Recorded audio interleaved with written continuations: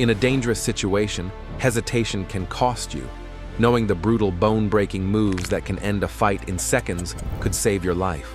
Let's dive into the top 5 self-defense techniques that leave an impression, for all the wrong reasons.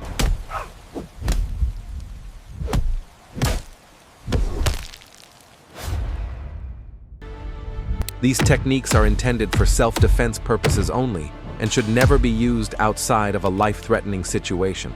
Always consider the legal and ethical implications of using physical force.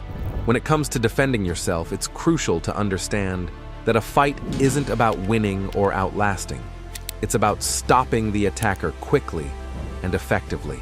The moves we're about to cover are ugly, but they're designed to break bones and stop threats before they escalate.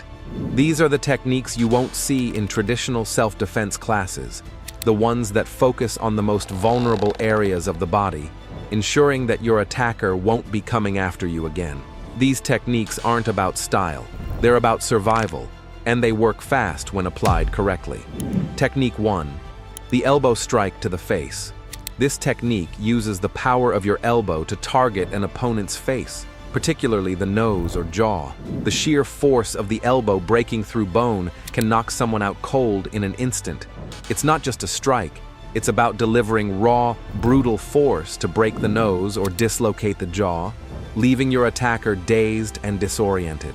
The elbow strike is powerful because your elbow is a hard, bony part of the body, and it naturally has a close range, making it perfect for tight spaces or when the opponent is too close. The effectiveness of this move lies in its ability to generate massive force with minimal effort.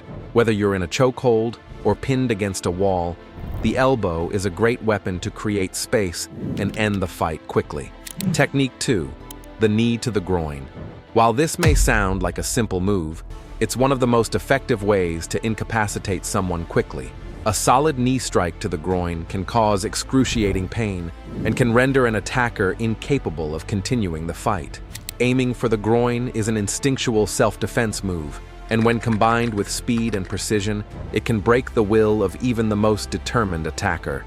The pain is immediate and overwhelming, leaving the attacker unable to think clearly or retaliate. This technique works best when you're facing an opponent in close proximity, such as during a grab or bear hug. With the right timing, a knee to the groin can create enough space for you to follow up with another technique or escape entirely. Technique 3. The arm bar. When it comes to joint locks, the arm bar is a go-to technique. It focuses on hyperextending the elbow joint, a vulnerable area. The key to executing a successful arm bar is leverage. By using your body weight and positioning, you can break the opponent's arm without much force, causing intense pain and a dislocation or fracture. This is a devastating move that forces your attacker to submit immediately. When done correctly, an arm bar can be a game changer because it disables the opponent's arm, leaving them defenseless.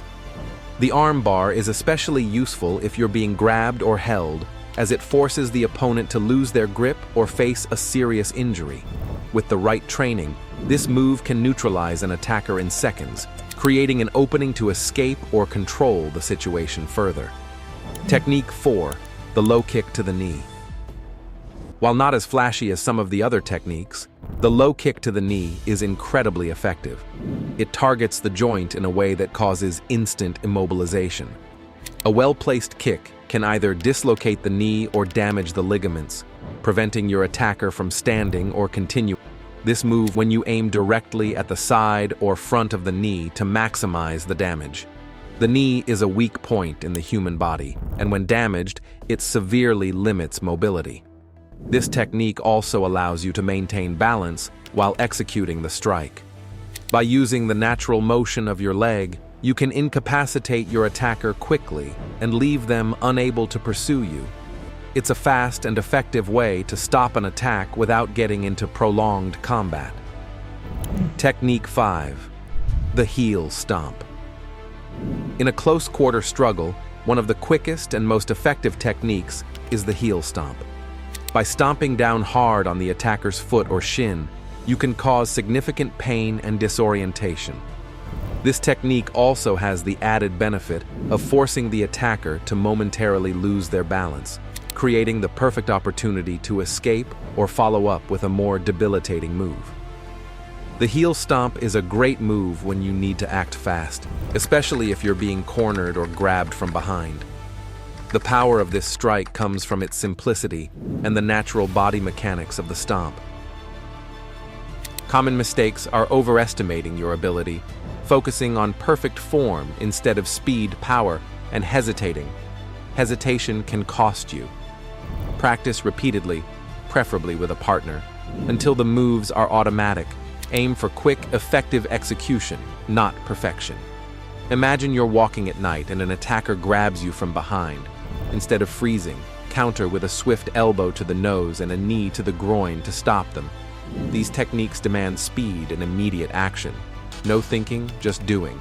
And practicing them makes them automatic under adrenaline. If someone grabs you in a confrontation, a quick low kick to the knee can disable them and buy you time to escape. Your ability to react under pressure decides the outcome. To make these techniques second nature, practice them in a controlled environment. Work with a partner or instructor who can safely simulate real-life scenarios. Focus on targeting vulnerable areas with precision and speed. Start slowly, perfecting the mechanics, and then gradually increase the intensity. Remember, it's not about strength, it's about technique and the element of surprise. Regular drills, such as targeting a heavy bag or using self-defense dummies, can help simulate the feeling of real impact.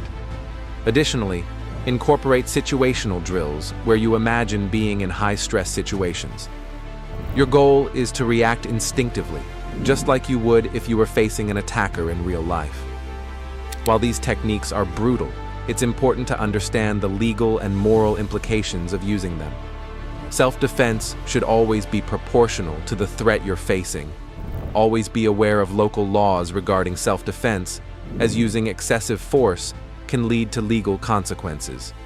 Mentally, you need to approach self-defense with the mindset that you are defending your life, not engaging in a fight for dominance. If you're unsure whether a move is appropriate, it's always better to err on the side of caution and focus on escape. Understanding when and how to use these techniques is crucial for both your safety and legal protection. It's about making split-second decisions in the heat of the moment, but also knowing the consequences afterward. These bone-breaking techniques might seem extreme, but in a dangerous encounter, they could be the difference between walking away unscathed or ending up injured. Remember, self-defense is about survival. And with the right knowledge, you can ensure that you're ready to handle any threat that comes your way. Stay trained, stay safe. Subscribe to Master Yourself Arm It. Learn, defend, grow.